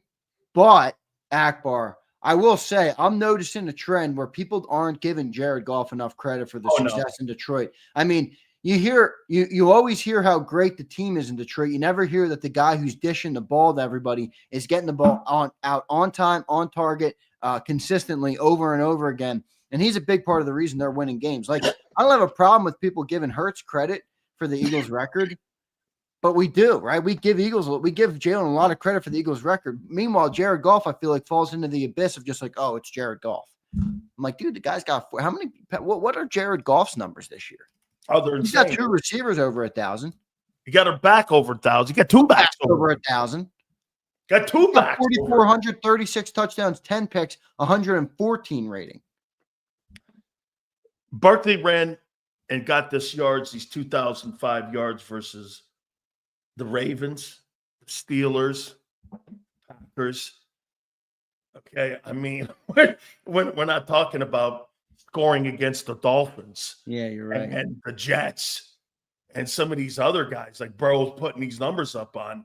This guy's going against the Ravens, the Steelers. I mean, he's playing against some pretty good defenses too this year, man. I mean, right? The Bucks. This guy's playing against really big time coordinators too, man. Yeah, but the thing is with Barkley is he's got such a good offensive line. And the Rams. What about the Rams? I know, but Barkley's not getting hit till 4 yards up the field. You know what I mean? Like, I'm not taking it away from him, but I'm saying we're comparing we're pulling one person from the best of the best. I'm not saying Barkley's not a best of the best, right? Nothing I say is supposed to be. I'm simply saying I think what Josh Allen has done is the most impressive of any of them. Okay. Lamar might be hindered here by Henry. No, not Henry, but we've become accustomed to what Lamar can do, right? With the ground game. He doesn't look like this though. Dude, he's never thrown for over 3,600 passing yards. He's got 4,300. He's gonna have over 4,100 yards. That's if they play him this weekend. Now, I don't know what their situation is, whether Baltimore has to keep, but Pittsburgh has faded so much. I think Baltimore's probably slam dunked that AFC North. So they Miles Sanders ran for 1,300. Yep. Same with DeAndre. So I'm not saying. I mean, they obviously couldn't do 2K. That's what makes Saquon great. But you're talking about best of the best right now. So we're gonna go with Josh Allen. Josh Allen's my pick. That's where I'm going. I'm leaning Josh Allen, and let me tell you, Joe Burrow is so close to him. You'd have to get a tweezer to pull it out from between them. That's how close they are, in my opinion. Absolutely. Absolutely. Okay. So here we go. Now we're going to do the coach of the year. Here are the coach of the year candidates. So we're going to do Allen. Allen's going to be the MVP vote. And I'm even going to put it on here. JAKIB Nation has spoke. Allen MVP. Well, I don't know if JAKIB Nation spoke or I spoke. I'm not sure. I think the majority of them did the right thing. There was a lot of people saying Allen. Allen for sure. Right. Okay. Give me a yes or no in the chat. Is Josh Allen the right pick? Yes or no in the chat. Yeah, I like that. Then we'll take a consensus. Yeah. Pat Is Ryan. Josh Allen 26 MVP? Put a poll up. Okay. There you go. Hey, do the right thing. Yes. We're getting a lot of yeses. Yes. A lot of yeses. Richard says no. Richard, who do you like? Yeah. Michael says if you guys, no. Michael, anybody says no, say who you want. Yeah, if you say no, I'm cool with you saying Ryan says no. Oh, Ryan, I could have guessed that. Really? Ryan, no shit. We could have said Saquon, Ryan. Mr. Negative. A lot of Ryan, a lot of yeses. I think Josh is hit. Anthony, who you got, brother? Let me guess. Michael wants Barkley. Jalen Hurts. No, Anthony's not going. Hey, Anthony, you want to hear something ridiculous? In 22, I voted for him. No Limit says Lamar. I'm cool with that. I mean, I don't agree, but Anthony, I voted for Jalen in 22. I did. That's the most Ryan thing I've ever seen. I just tuned in. I have no idea what you're even asking us, but he felt the need to shit on it. No, hey, Mr. Negative. See, I'm not the only one in here. The Grinch on New Year's Day. Way to go, Junior. All right, we got Allen. Allen, I think pretty much. Allen. It's Allen. Allen and probably Lamar second there with that. So we'll go Allen, Lamar, and Burrow. Is that right? Let's go Allen. All right. Okay. I like yours too, though. All right. So here's the coach of the year now. Oh, God, please, God, no. I refuse to. Okay, I'm going to have to post this. If you fuckers do me wrong here, I'm going to be angry. It's not Nick Sirianni, so anybody thinking it's him, just be gone. It's not Nick Sirianni. John Harbaugh, Ravens. No. Sean McDermott, Bills. No, maybe. Dan Campbell, Lions. Yep. Okay, we'll put Dan on the list. Okay. Andy Reid. Yep. Put Andy on that list. We're going to tailor it down to 5. All right. Andy Reid. Sean McVay, Rams. Okay. Kevin O'Connell, Vikings. Yep. Probably leader in the clubhouse based on his circumstances. Nick Sirianni, Eagles. You can put him on the list, but he's bottom. I mean, he's maybe 5 for me. 4. I think he's ahead of McVay and maybe ahead of Harbaugh. And Dan Quinn. Dan Quinn's done an impressive job. I'll give him credit, but I'm putting him a little lower too. I'm putting him a little lower. 5. Here are the 5 that we've got agreed on. Okay. Dan Campbell, Andy Reid, Kevin O'Connell, and Nick Sirianni. And Dan Quinn. Okay. Those are the 5. And by the way, in this one, you only get 3 choices too. 1, 2, and 3. Okay. Same thing here. All right. I got some thoughts on all these guys. Let's do it. Hard to not put Andy Reid 1. Think about it. Not getting the best performance. Repeat.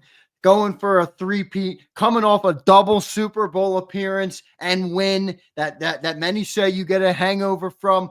15-1, just keeps winning games. I mean, how can you not go Andy Reid here? And then you look at Dan Campbell and you're like, boy, we now talk about the Detroit Lions as one of the best teams in the NFL.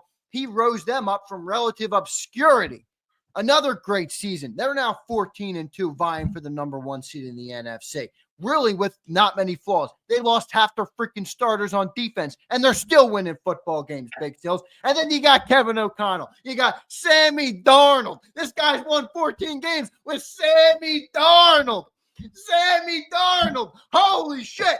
Kevin O'Connell deserves a nod. Those are my top 3. Easy money. Next 4, I'm coming in with Nick Sirianni. I like what he's done. I think he's weathered the storm this year in many different areas. He's risen the team up from some of the dramas that we had. 13-3. I think he's prevailed well. I think this is Nick Sirianni's best coaching effort of his career. Number 5, I'm going Dan Quinn. Okay. Take 2 out. Campbell, Reid, O'Connell, Sirianni, Quinn. Quinn and Sirianni gone. It's too impressive what the other 3 have done in Campbell, O'Connell, and Reid. Okay. Are you agreeing with me, or are you just putting what I'm telling you? Here's what I'm gonna do. Okay, because I still want to hear what you're gonna. This is gonna be the opposite of you. Uh-oh. I'm taking Andy Reid out. What the actual fuck? And I'm gonna put Dan Quinn in there. A franchise that hasn't been relevant in 30 years. 3 wins. Franchise that hasn't won double digits since early 2000s. Yeah, I think it was, yep. Okay? I mean, and has completely been irrelevant. Okay? 3 wins last year, Sil. And he's done it with a rookie quarterback. I'm putting more of that turnaround on Jaden's shoulders, and maybe that's what's knocking Dan Quinn for me a little bit, but what you're saying is not wrong. So wait, you're giving then Cliff Kingsbury a lot of credit for what he's done with him. I am, but I'm the turnaround of the Commanders, if I ranked the reasons, number 1 by Mount Everest is the talent, the skill, and the player that Jaden Daniels is and that he has. That's what I think the number one reason for the turn. Like if I look at the Chiefs, as great as Mahomes is, what's the number one reason they're 15-1? And that's where I'm like, we don't know, so it might be coaching. But you knocked them out of the MVP race. Well, Mahomes is out of the MVP race. That's why I'm saying. Oh, it's Andy. Andy has more credit. Okay. And so I've got my three are Dan Campbell, Quinn, and Kevin O'Connell. I want you to rank now your top three. You're knocking Andy out? Yep, I am. Because you won't do it. You won't put him. Nope. Well, Andy's my number one, asshole. Andy, coach of the year? He's my number one coach of the year right now. Reed. Okay. Who do you got two? Dan Campbell. No, nah, I can't. Nope. Sorry, Dan. I'm wrong. It's got to be O'Connell. Got to be O'Connell. Okay. It has to be O'Connell. Then Campbell. And then Campbell. Here's my Sirianni. And then Quinn. Here's my coach of the year. It's Kevin O'Connell. This guy took Nick Foles / Sam Darnold and fucking won 14 games, and he's fighting for the NFC home field advantage with a guy who's going to throw for 4,400 yards and 38 touchdowns. Who the hell is Sam Darnold? This is his fourth team. He's a journeyman. I know. Wait, but look at Pat. I don't get this comment, Pat. He says Andy has too much talent. Dude, he doesn't have that much. Dude, look at the Vikings. Smith-Schuster. Rasheed Rice. I know. Sam Darnold's awesome. It's a great story. And that arguably is the reason it's Kevin O'Connell. But Jordan Addison, Justin Jefferson, Aaron Jones, a good offensive line, a good defense with Brian Flores. The only flaw in that entire roster is the cornerbacks. I mean, Andy has a good team. He doesn't have a great team. Okay. I got Campbell second, and then I got Quinn third. So I got Kevin O'Connell, Minnesota. I've got Dan Campbell second. And I remember something too. Look at these shitty franchises. The Vikings, the Lions, the Commanders. These guys are fucking all fighting, all 11 win or more. I'm pissed at you, Sills. You can't get rid of Andy Reid in this. Oh, man. I'm not doing it, man. Mahomes is too good. I'm not saying he's not. All right, let's leave it up to the chat now because we got some supers before we get out of here. We want to read these. Who do you think should be the NFL? Give me your top three. All right, everybody put one name. Coach of the year. One name. Big Day is going Andy Reid. You know Andy Reid's never won a Coach of the Year award, I don't think. Oh, get the frig out of here. I know Belichick's only won 2 of them. Yeah, that's because they're so great that people – he's never won. Andy Reid has never – shit. Maybe it's just during his tenure in Kansas City. He's won the Maxwell Club Coach of the Year, though, 4 times. But the NFL Coach of the Year, which I guess is a different award, he's never won that. But he's won the Maxwell Award 4 times. Which is what we're voting here. Look at all these people here, man. Kevin O'Connell. A lot of Kevin O'Connells. It's Kevin O'Connell. It is. It's got to be. The people have spoken. They're saying O'Connell. I'll tell you what I'm going to do. I'm going to compromise. Elizabeth goes Andy. Thank you, Elizabeth. All right. Since that happened, I'm going to do this. This is what I'm going to post. I'm going to go like that. By the way, you can check out at Dan Sileo Show and JAKIB, okay, our Twitter. And we're going to have that. You're going to have these posted. I'm going to click it and send it, and you'll be able to see it. I'm going to have O'Connell. I'm going to have Reed second. Campbell third? Or Campbell third? Campbell third. Campbell third. So O'Connell, Reed, and Dan Campbell will be how it's going to go. The MVP will go Allen, Lamar, and Burrow. That's what we'll do for the MVPs, right? Yep. Okay.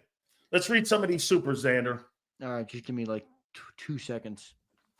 So I'll post those immediately after, and I will show you the ballot. By the way, the ballot is there right now. So you can go and take a look at it right now, and I will post the results at the same spot.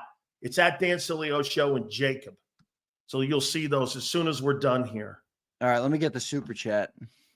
By the way, we're going to be doing this for the Defensive Rookie of the Year award next week too. Oh, so cool. Just so you know.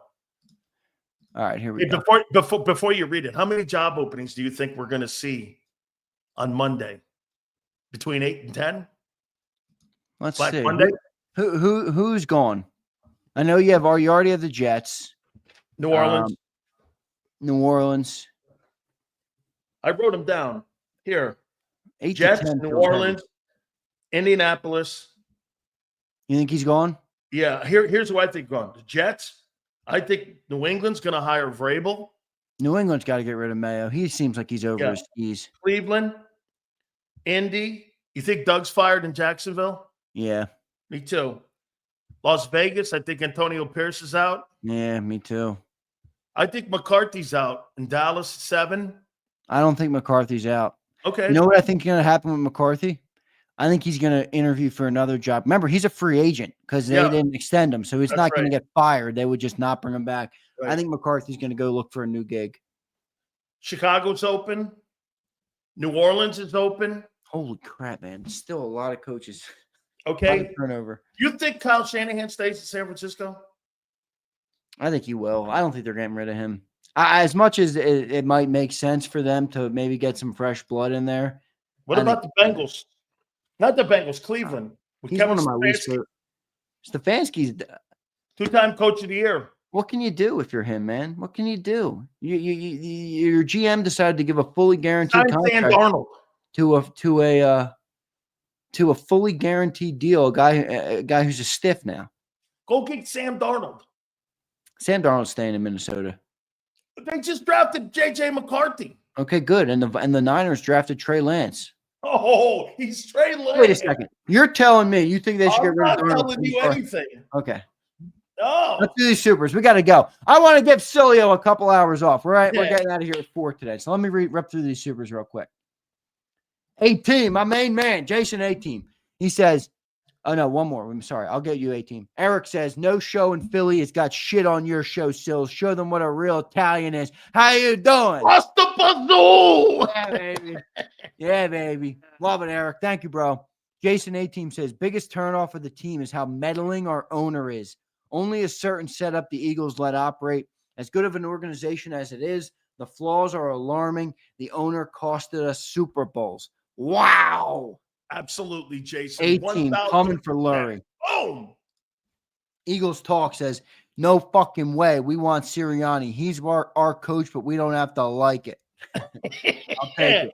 Very Philly there. Very Philly. Cleary says, how can you say Allen is MVP for carrying his team with less talent, but Burrow is too, even though he didn't carry his team with more talent? Josh SB Lamar. Dude, David, they don't have a very good football team in Cincinnati. They got a great offense. And their offensive line is not very good. And they got rid of Joe Mixon, which was a mistake. That's a terribly run organization. 17 Birds. What's up, brother? And your boy John McMullen loves Duke Tobin. They did a shit He does. job. He said this morning he was the best GM in the NFL. But what do you think how that roster was built this year? I don't. Well, he said that it's because that the owner won't give him any money or any resources. So he's the one. And like he also said, Howie's got 35 people working for him. Yeah, that's right. Duke Tobin has 4. That's right. 17 Birds. He's right. Yeah. He's right. Josh Allen should be MVP, but Saquon's having a more dominant season than Joe Burrow. I don't know about that. I don't agree with that. The quarterback position. I appreciate the 17. Right on the bench says for playoffs, we're at a head coach disadvantage in every game. No, not round 1. I think I like Sirianni against Green Bay. Yeah, I like LaFleur though.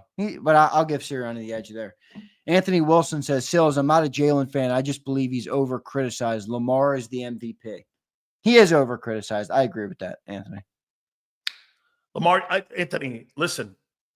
Lamar and Allen are one of these conversations. Who do you want for MVP? I want Lamar. Okay, well, I'll take Allen too, and I think we're Exactly. all And good. I feel the same with Burrow and even Yeah. golf. I could even put golf in there. I'm good with either And way. by the way, wherever over they are. criticized, but Anthony, I also think there's a portion of people who overpraise him as well, who give him too much. And I think that's where some of the over criticism comes from. That's what it really is for me. That really does fuel me more, is the protecting they have of him. You can't admit the guy didn't have a very good passing year. People won't admit it. And then they'll come up with all these asshole excuses for it. I don't like that. Marchetti says Sills has the best replies on his Twitter. Yeah, he gets ripped all the time. Hey, Nick, way to go, man. You ended the streak. You did a great job. Congratulations. Last kid. one here. Appreciate all you guys, man. Happy New Year to everybody. You too, Anthony, man. Way to go, guys. You guys really did a great show today for us. Yeah, he did. Anthony says, Sills, Jalen's like my younger brother. I know he messes up a lot, but I'm going to take up for him when others diss him. If you're an Eagle, you're family. You know, Anthony, the name on the front is a hell of a lot more important than the one on the back. Get that through your head. Come on, Anthony. Great stuff. That was a lot of fun, man. We're going to do, hey, by the way, we're going to do that. We got this coming up. I got my Pro Bowl votes coming up. Ooh. For the NFL Players Association for the Pro Bowl. We'll do that there. Also, the Honors Awards, too, that show you see. We still got another MVP to do here. Nice. Wait, so we'll do that as well. So we'll do that again. One piece of news before we leave, all right? Yeah. The Packers have officially ruled Jair Alexander out for the season with season-ending surgery. Now, there's a caveat there. Could be our first-round matchup. It's definitely a big miss. He also hasn't played since October 27th. So the team that you've seen the last couple of weeks is not changing. They're just not going to get Alexander back for the playoffs. So they've been winning without him. Player. They've been winning without him. Yeah. I don't claim that bum hurts. McKeester's FC stand-up pumper says. Ryan, I emailed you back today, brother. All right, man. Good show, Sills. Absolutely. Guys, we can't thank you enough, man. We want you to have yourself a great New Year's Day. Thank you so much for all that came here. Normal programming tomorrow. I'll see if I can get Philly 500 and see if I can find Mark Holmes if he's not in some hole somewhere. We gotta have a Royale after Eagles Cowboys. Oh yeah. Oh no. Plus we got. I would have put Mark Holmes asleep finally. Yeah. So we'll do that there too. But thank you guys for voting. By the way, go over to JAKIB Sports and go over to @Dan Sileo Show. You'll see the results of what you did today, and we will post exactly what you guys said, and I'll show you how we do it. And you guys will be able to see that something exclusive to you guys. I don't do this for anybody else. All right, so we went Allen and O'Connell, right? Those were our two picks. Allen and O'Connell, right? Yep. Yes. I think that's the right. Here. Allen, Lamar, Burrow, and for the Coach of the Year, O'Connell, Reed, and Dan Campbell. I'm happy to hear I had some input because you had Reed out of your top three, which was a shit take, Sileo. Yeah. We shall see you, Xander. Great stuff. Thank you very much for the extra hour off, my friend. 2 hours off. Thank you, my friend. I will see you guys tomorrow. We'll see you on Birds 365 tomorrow, too, as well. Thank you, Xander. We'll say absolutely awesome to all of you. Big Joe, thank you. Xander, thank you. 2 to 6 tomorrow. Enjoy your New Year's Day, and we'll see you on the flip side. Happy New Year, everybody.